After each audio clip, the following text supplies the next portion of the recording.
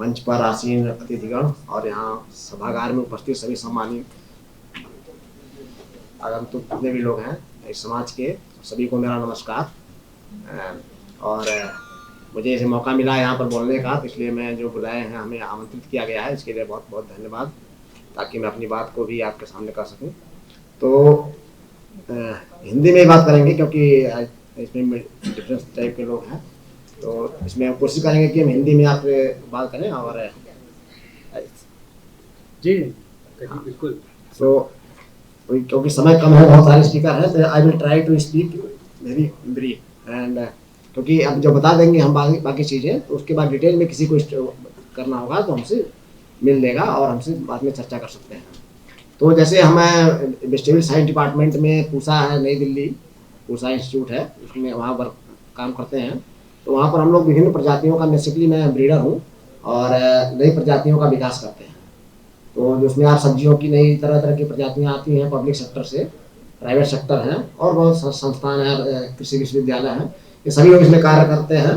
तो पूसा संस्थान भी बहुत विभाग है, उसमें से सब्जी विभाग में हम कार्यरत हैं। तो हमारा बेसिकली सब्जियों पे ही काम होता है, और सब्जियों की प्रजातियाँ और उसकी प्रजातियों के लिए क्या टेक्नोलॉजी है, वो भी हमारे संस्थान में अलग अलग विभाग हैं।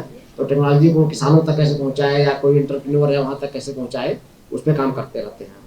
तो मेरा बेसिकली काम है जो प्रजातियों का विकास करना, जो समय के अनुसार, जो मौसम के अनुसार जो चैलेंजेस हैं, उसको देखते हुए नए नए प्रजातियों का हम लोग विकास करते रहते हैं। तो यहाँ पर है जो वेजिटेबल सेक्टर से जितनी भी आपकी संभावनाएं हैं, क्या क्या संभावनाएं हैं, उस पर मैं बात करूँगा। तो इसमें जैसे सब्जियों का इम्पोर्टेंस क्यों है, क्योंकि जैसे आप देखेंगे कि हमारी कंट्री की ब्यूटी है कि हमारे यहाँ बहुत सबसे बड़ी बड़ी कंट्री हैं, हम देख रहे हैं आज में रसिया है, यूएसए है, चाइना है, लेकिन हमारे यहाँ जो एरेबल लैंड जिसको बोलते हैं, कृषि भूमि काफ़ी ज़्यादा है, हमारा 50% से ज़्यादा है, और जगहों पे काफ़ी कम है। तो हमारे पास क्लाइमेट बहुत अच्छी है, डिफरेंट क्लाइमेट है हमारी कंट्री का। और हमारा जो बेसिकली है, बहुत सारे लोग हैं, किसान हैं, और ग्रामीण एरिया में रहते हैं, इसीलिए हमारा जो एग्रीकल्चर है एक बेस है। और हमारे देश में एग्रीकल्चर को इग्नोर क्यों नहीं किया जाता है, क्योंकि हमारे यहाँ जो जनसंख्या है, संख्या अगर हमें आत्मनिर्भर, इसमें फूड सिक्योरिटी नहीं रहेगी तो हमें बहुत दिक्कत है। जैसे हमने देखा है कि आज़ादी से पहले हम बहुत सी समस्याओं का सामना किया हमारे देश ने, और धीरे धीरे जब हम आत्मनिर्भर बने हैं, जाके फूड की सिक्योरिटी जब आई है, तभी जाकर के बाकी क्षेत्रों का विकास हुआ है। तो जैसे कहते हैं, भूखे पेट भजन में हुई गोपाला। तो जब तक आपका पेट नहीं भरा रहेगा, तो आप टफ सिचुएशन में आप किसी से जैसे बार्गेनिंग नहीं, आपका फूड है कमी है, सीड की कमी है, जो भी एग्रीकल्चर में रिक्वायरमेंट है, इसकी कमी होगी, तो आप ज़्यादा बात नहीं कर पाएंगे किसी से, आपकी पोजीशन थोड़ी वीक होगी। लेकिन अब आपके पेट में सब कुछ है, आपके यहाँ सब कुछ उपलब्ध है, तो आप बार्गेन कर सकते हैं, बात करने में आपको स्टैंड लेने में मदद आती है। इसलिए हमारे एग्रीकल्चर सेक्टर को इग्नोर नहीं किया जा सकता, क्योंकि जनसंख्या का हमारा संख्या बहुत ज़्यादा है।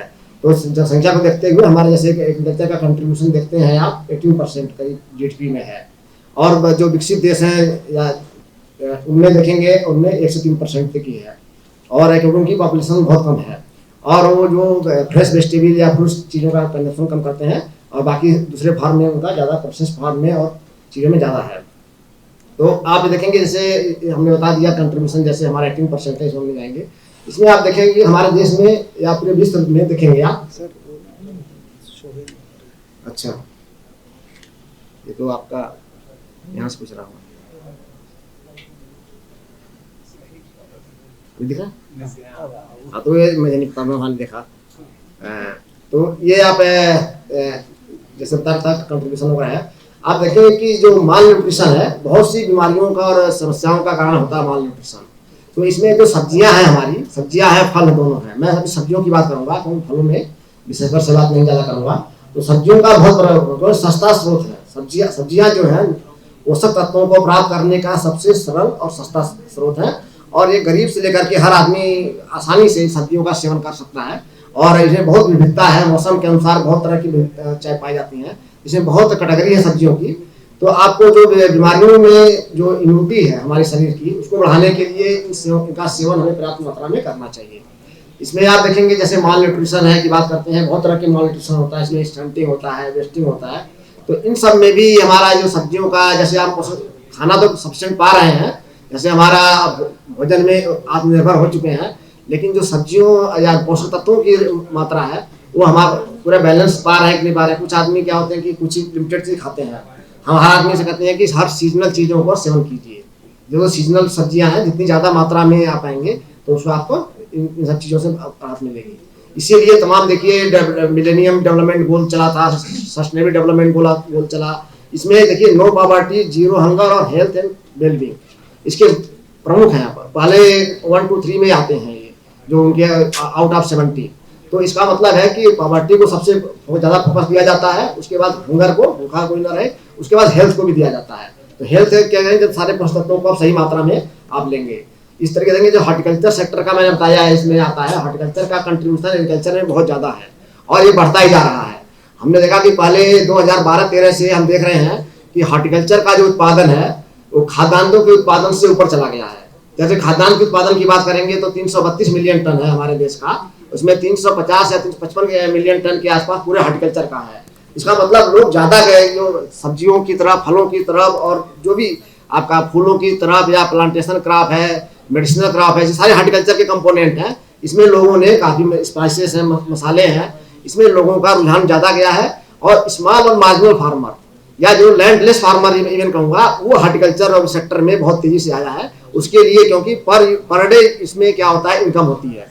इसमें आप देखेंगे लोग कहते हैं कि धान गेहूँ गन्ना लगाएंगे तो साल में 6 महीने में जाके इनकम होगी, लेकिन सब्जी की खेती कोई आदमी करेगा तो जैसे सब्जी 20-25 दिन कोई सब्जी तैयार हो जाती है, कोई 40-45 दिन में तैयार हो जाती है। 40-45 दिन के बाद से किसान को या जो भी आदमी इसको खेती कर रहा है उसको एक इनकम प्राप्त होने लगती है, बाजार में सेल करने लगता है तो कुछ इनकम शुरू हो जाती है उसकी, तो उसकी जीविका चलने लगती है। उसको जो तमाम बच्चों की फीस करना है या कोई देना है उसके लिए सपोर्ट मिलना शुरू हो जाता है। इसीलिए आप देखेंगे कि छोटा जो आदमी है 80% जो आदमी है इसमें इन्वॉल्व है, जो इसके पास जमीन नहीं है या बहुत 1 एकड़ या 1 हेक्टेयर से कम जमीन है वो लोग इसमें इन्वॉल्व है। बड़े किसान इसमें बहुत ज़्यादा कमर्शियल बड़े स्केल पे करते हैं, लेकिन छोटा स्केल का किसान जिसमें जो फैमिली लेबर को यूटिलाइज कर सकता है, क्योंकि इसमें इंटेंसिव लेबर चाहिए, तो फैमिली लेबर को यूटिलाइज करके आपका इनकम को प्राप्त कर लेता है इसमें। तो इसमें आप देखेंगे अभी पहले 300 ग्राम पर डे सब्जियों की रिकमेंडेशन थी, अभी 400 ग्राम। जब से कोरोना आया है उसके बाद से आया है कि इसमें ज़्यादा इनका स्कोप दिखा कि कोरोना को लड़ने में, इम्यूनिटी को बूस्ट करने में हॉर्टिकल्चर सेक्टर का रोल रहा। तो इसलिए लगभग 400 ग्राम सब्जियों की रिकमेंडेशन बढ़ा दी गई है। इसमें आप देखेंगे हर तरह की सब्जियों को लेना है, ये नहीं कि आप जड़ वाली सब्जियां नहीं खाएंगे और पत्तेदार सब्जियां नहीं खाएंगे, सारे को आप सीजनल चीज़ों को लेते रहेंगे तो आपका इम्यूनिटी और बेस्ट रहेगा। ये बहुत सारे इसके न्यूट्रिशनल जैसे रिक्वायरमेंट है, ये आप मैं इसको बाद में देख सकते हैं कि पर डे पर आदमी को कितना कौन सा न्यूट्रिशन चाहिए, ये सब चीज़ें हैं। और सब्जियों में आप देखेंगे कि मोस्टली कार्बोहाइड्रेट बहुत कम है, बहुत कम है। जो ट्यूबर क्रॉप्स हैं ये सब है, सोर्स हैं उसके। बाकी इसमें जो आपको मैंने बताया कि न्यूट्रिशन है, ऐसे बहुत सारे फाइबर्स बहुत ज़्यादा हैं और जैसे वाइटामिन्स हैं ये बहुत ज़्यादा मात्रा में है। तो ये आपको इम्यूनिटी सिस्टम को स्ट्रॉन्ग करने के लिए बहुत ज़रूरी है। तो इसमें जो डायबिटिक लोग हैं उनके लिए बहुत सारी सब्जियां रिकमेंडेड हैं, जो कार्बोहाइड्रेट पे सोर्स है उसको छोड़ करके बाकी सब्जियों को आप ले सकते हैं। फ्रेश फार्म में ज़्यादा लीजिए, स्टीम कुक में लीजिए, इस तरह से तो उसको न्यूट्रिशन क्वालिटी बेटर रहती है। इसे ये तमाम एंटीऑक्सीडेंट है, इनकी पोटेंशियल है। जैसे हमारे फ्री मिनरल्स हैं, हमारे रेडिकल्स जो होते हैं हमारे बॉडी में प्रोड्यूस होते हैं उसको न्यूट्रलाइज करते हैं, तो हमारे एंटी कैंसर प्रॉपर्टीज की होती है। तो ये सब उसमें हेल्प करते हैं हमारे। तो विभिन्न सब्जियों का सेवन करना चाहिए। इसी को देखते हुए अब नए समय के अनुसार से जब देखा गया कि अब तो हम भोजन की उपलब्धता सफिशिएंट हो गई है, अब न्यूट्रिशन की बात होती है, आगे चल के कोई ना कोई सब्जी या जो फल की प्रजाति विकसित होगी उसमें क्या न्यूट्रिशन है, किस बायोटिक या एबायोटिक जो फैक्टर्स हैं उसके प्रति प्रतिरोधकता कितनी है। जैसे बायोटिक के बारे में बहुत काम करते हैं हम लोग, एबायोटिक भी इंपॉर्टेंट हो गया क्योंकि क्लाइमेट चेंज आया है तो एबायोटिक भी उसी तरह से इंपॉर्टेंस बढ़ गई है और न्यूट्रिशन की बढ़ गई है। तो इसी को देखते हुए हम लोगों ने ये पूसा संस्थान ने ही हमने बहुत सारी सभी फसलों में लगभग ये न्यूट्रासिटिकल से रिच वेजिटेबल्स को विकसित किया है ताकि किसान को ज़्यादा मात्रा मिल सके। अगर किसान इसको कहे कि हम न्यूट्रासिटिकल रिच वेजिटेबल बेच रहे हैं तो ज़्यादा प्राइस करके बार्गेन कर सकता है और इसमें ये न्यूट्रिएंट ज़्यादा है, उसको अगर थोड़ा सा अवेयरनेस हो जाए तो जो सिटी के आसपास के हैं, जो उस तरह से लाइट क्लास के आसपास है, वो उनसे ज़्यादा पैसे में अपनी चीज़ों को बेच सकते हैं। इस तरीके से बहुत से इसमें आपका एडिबल कलर्स वगैरह भी ले सकते हैं। अब चल जाएंगे बहुत सी सब्जियों को मेडिसिनल इंपॉर्टेंट डायरेक्ट है। आप देखे होंगे कि बहुत सब्जियों के जूस इत्यादि के रूप में मिला जाता है, तो उनको भी आप ले सकते हैं। तो ये तमाम सोर्स हैं इसके। और ये वेजिटेबल का अलग इंपॉर्टेंस है, किसान डिफरेंट वेजिटेबल को डिफरेंट क्रॉपिंग सिस्टम यूज कर सकते हैं। तो ये हम जाएंगे। ये सिस्टम बहुत पुराना सिस्टम था, अर्ली वेजिटेबल लेने का, ऑफ सीजन वेजिटेबल ग्रो करने का, स्टिल एग्जिस्ट करता है।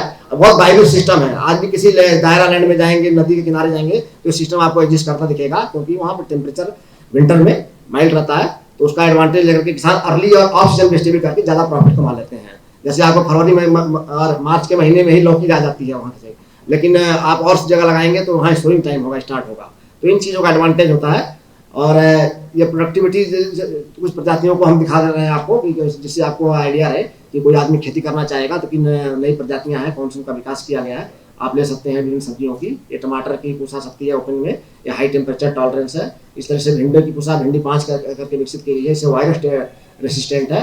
अब आप देखेंगे कि आज के ज़माने में एक बहुत चीज़ चेंज आया है कि लोगों ने देखा है कि बहुत सी प्रजातियाँ विकसित हो गई हैं, जैसे बहुत सी बीमारियाँ जो सब्जियों में आती थी वो दिखती नहीं है, जैसे बहुत सी प्रजातियाँ हो गई। लोबिया की बात करेंगे, जैसे आप मोजैक आता था, नहीं तो बारिश के महीने में सब्जी लगाना बड़ा टफ होता था। बहुत सी सब्जियाँ जो जिनमें वायरस की प्रॉब्लम होती, मोजैक आते थे। लेकिन आज के ज़माने में जो फोटो मैं दिखा रहा हूँ, रिसेंट फोटो है, करनाल पे लगी हुई है सब्जी, करनाल सेंटर पे हमारे वहाँ से लाए हैं, अभी 4 दिन पहले हम गए थे। तो वहाँ पर क्लीन पूरी वेजिटेबल ग्रो हो रही हैं। तो बहुत सी जैसे भिंडी है, लोबिया है, और ये मिर्च है, इन सब में हम लोगों ने विकसित कर लिया है। टमाटर है, ये इसकी तो सब चीज़ें हैं। अब एक आता है बायो फोर्टिफिकेशन। तो इसमें भी जैसे मैंने कहा था कि जब न्यूट्रिशन रिच है, तो बायो फोर्टिफिकेशन में मोस्टली टोमेटो ज़्यादा कंज्यूम किया जाता है, पोटैटो ज़्यादा कंज्यूम किया जाता है। तो इसमें ज़्यादा टारगेट रहता है कि इसमें ज़्यादा फोर्टिफिकेशन करने का एडवांटेज ज़्यादा जनसंख्या को मिलेगा। तो बर्ड लेवल जैसे एंथोसाइनिन रिच है, गाबा है, गामा एमिनोग्लूटारिक एसिड है, इसको करने से आपको किया गया है। विटामिन डी का सोर्स केवल एनिमल सोर्स था, लेकिन अभी टमाटर में जीन एडिटिंग के टेक्नोलॉजी के थ्रू इसमें विटामिन डी रिच टोमेटो भी डेवलप किया गया है, जिससे कि लोगों को प्लांट सोर्सेज से भी विटामिन डी इसमें से मिल सके। और एक टोमेटो, नॉर्मल टोमेटो में इसमें मैं देख रहा था कि 28 मिलीग्राम मिल सकता है, मतलब 2 अंडे के बराबर बताया गया है कि एक टोमेटो से आपको विटामिन डी मिल जाएगा। इस तरह से तमाम सब्जियां हैं, जैसे सेलेनिन है, आयरन जिंक की डिफिशियंसी होती है, बहुत इंपॉर्टेंट है, बीटा कैरोटीन है। तो सभी के लिए सब फोर्टिफिकेशन चल रहा है और काफ़ी टेक्नोलॉजी का यूज किया जा रहा है। तो इसी तरीके से आप देखेंगे अभी पिछले साल 109 प्रजातियों का अपना अनुमोदित किया था प्रधानमंत्री जी ने। तो इसमें आप देखेंगे 109 थी, उसमें से करीब 40 या 45 के आसपास वेजिटेबल्स की थी। तो ये बायोफोर्टिफिकेशन के इंपॉर्टेंस को देखते हुए ये सब किया जा रहा है। इसमें आप देखें बायोफोर्टिफाइड ट्यूबर क्रॉप्स में बहुत सारे अवेलेबल हैं। जैसे आप ट्यूबर क्रॉप्स सीजन आ गया है, तो आप जैसे स्वीट पोटैटो वगैरह है, तो इस तरह के जो कुछ प्रजातियाँ विकसित की गई जिसमें कि आप नॉर्मल न्यूट्रिशन के अलावा उसको एक्स्ट्रा क्या मिल रहा है, तो वो भी इसमें देखा गया है। तो ये आप जान, जैसे आप इस तरह जमुनिया है, ये ऊपरी जमुनिया पोटैटो की है, इसमें एंथोसाइनिन रिच है, ये अवेलेबल है मार्केट में, आज की डेट में है। तो आप जो पोटैटो का जो हमारा सेंटर है CPRI, वहाँ का मोदीपुरम में, आप वहाँ से मोदीपुरम मेरठ से आप प्राप्त कर सकते हैं। प्रजाति उन्होंने विकसित की है, लास्ट ईयर ये अनुमोदित की गई है। इस तरीके से हम लोगों ने ये मूली में किया है। मूली आपने नॉर्मल सफ़ेद रंग की देखी है, लेकिन हमारे पूरा संस्थान ने इस तरह की तमाम मूलियाँ विकसित की हैं जिसमें आप तरह तरह की पिगमेंट मिलेंगी।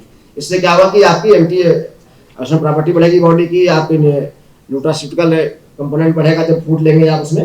तो आपको ये सब एडवांटेज के हिसाब से देखते हुए गोभी देखिए, आपने सफ़ेद गोभी देखी होगी, ये गोभी हमने विकसित की है हमारे पूसा संस्थान ने। इसमें OR जीन डाला गया है, जीन ट्रांसफर किया गया है। वो जीन के ट्रांसफर करने से इसमें क्या आता है, बीटा कैरोटीन का फॉर्मेशन शुरू हो गया है।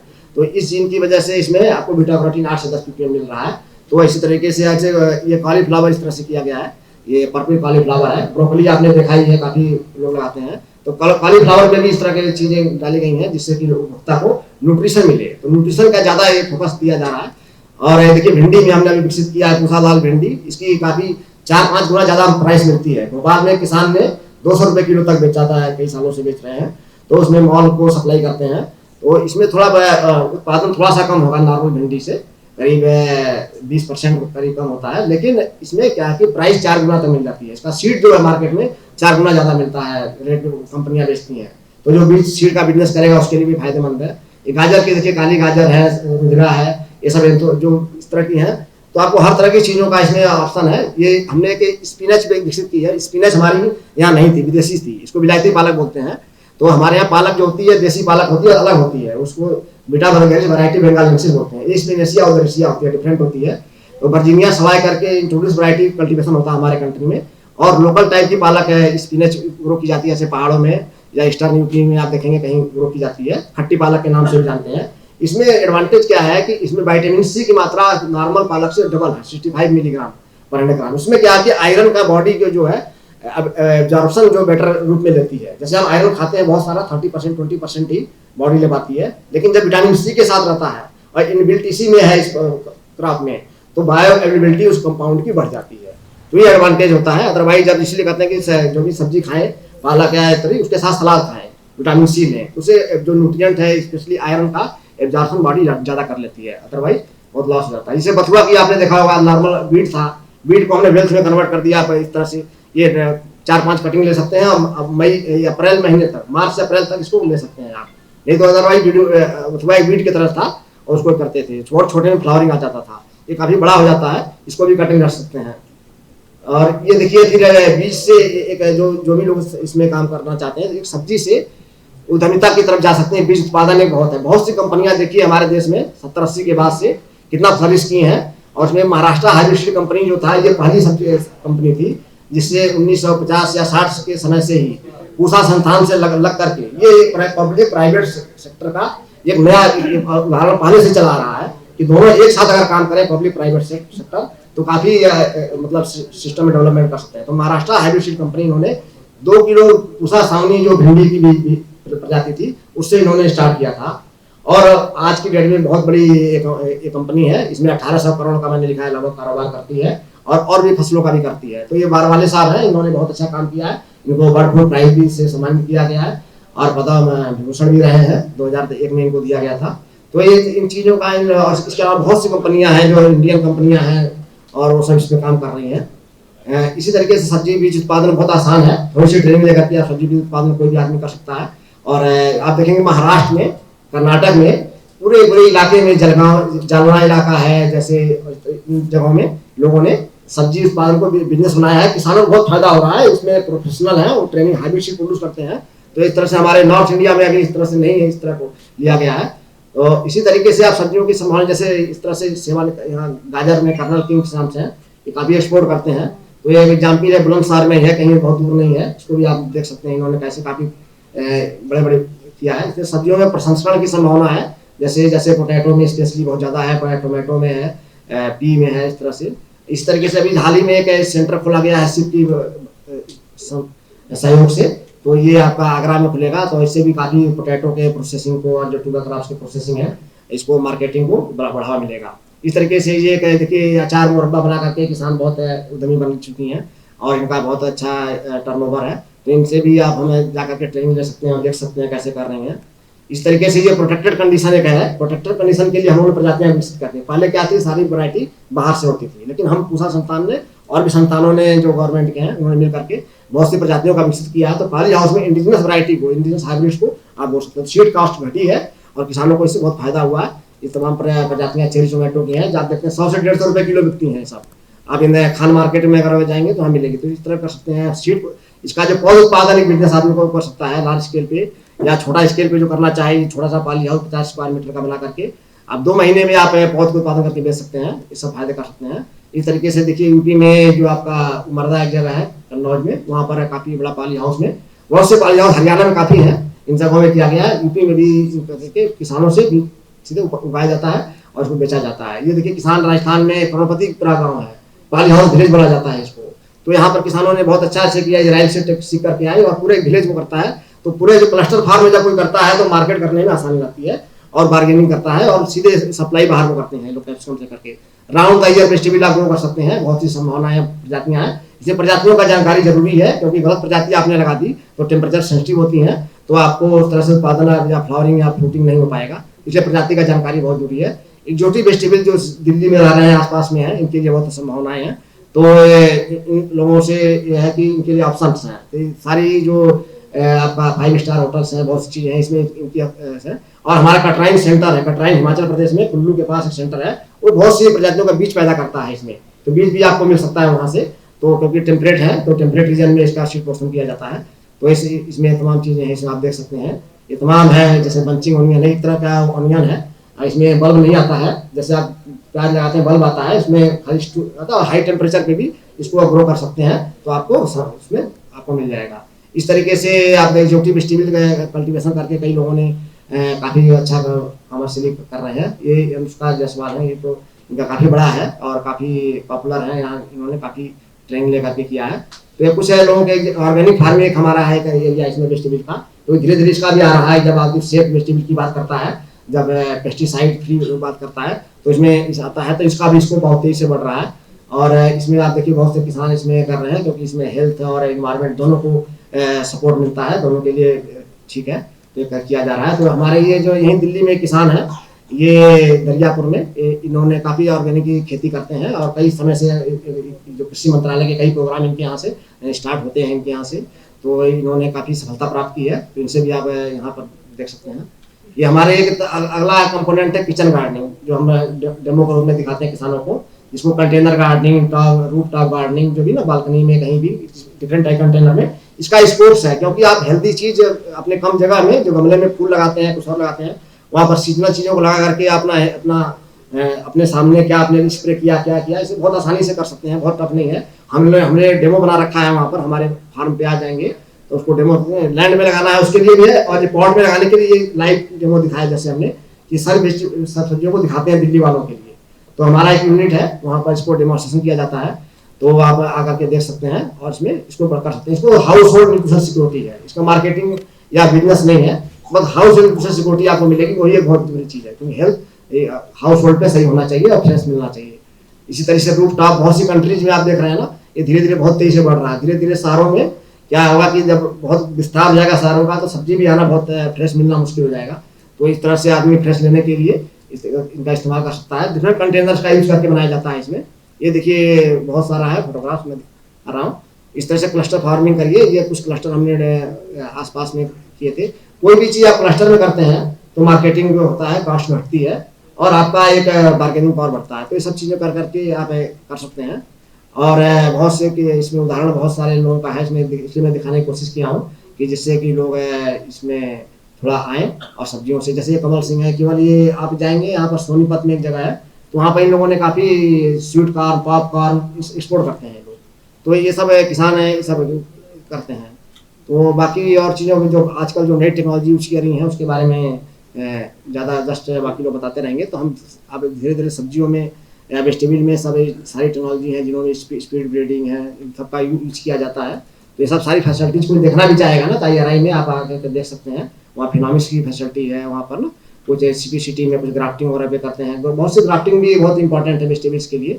बहुत से सॉइल वार्म प्रॉब्लम को केरला में और बहुत जगहों पे किया जाता है। तो ये भी स्टैंडर्डाइज है। IIBR वाराणसी में एक सेंटर है हमारा, वहाँ भी ग्राफ्टिंग पे काफ़ी काम करते हैं। टोमेटो पोटैटो एक पे जोड़ देते हैं, सॉइल बेसिकली सॉइल वाली प्रॉब्लम को सॉल्व करने के सब किया जाता है। तो ये सब चीज़ों को आप बहुत सारे स्कोप हैं सब्जियों में, तो संक्षेप में मैंने ये बता दिया है। और हमारे कुशा संस्थान में अगर कोई आएगा तो हम लोग सब्जियों का एक पैकेट इस तरह से 200 रुपये का सीजनल 3 बार सीजन में देते हैं, खरीफ, रबी और समर जो सीजन होता है तीनों में। तो आप इसको ले सकते हैं और इसको 200 रुपये का है। इसमें 15-20 सब्जियों के बीज थोड़ी सी मात्रा मिलते हैं किचन गार्डनिंग के लिए सब। और उसके परफॉर्मेंस की बेसिस पे कोई जाएगा कमर्शियल करना तो कमर्शियल भी मिल सकता है, जा सकता है। तो इन सब चीज़ों के साथ मैं अपना बात करता हूँ। धन्यवाद।